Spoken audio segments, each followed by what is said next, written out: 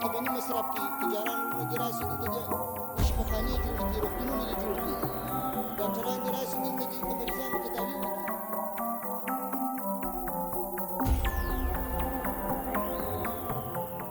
دي زموږ ستاسې هر څه د مابین څخه وتلي دي. که په ما باندې هر خدمت د هر ورور کېږي، د هر ډاکټر کېږي، زه ولاړ یم د هر یو خدمت ته. راسئ دلته شتمني مصرف کړي، تجاران ورونه دې راسي دلته دې شفاخانې جوړې کړي، روغتونونه دې جوړ کړي، ډاکټران دې راسي دلته دې د مریضانو تداوي وکړي، دلته دې دغه مصرف وکړي. نو که موږ او تاسې کوشش وکړو، اخلاص وکړو او و دې کار ته ژمن پاتې سو، امید شته چې موږ تاسو و دې هدف ته ورسېږو چې یو کال وروسته، 2 کاله وروسته موږ تاسې یو افغان هم دا ضرورت نه کړي احساس چې بل ملک ته د علاج لپاره ولاړ شي.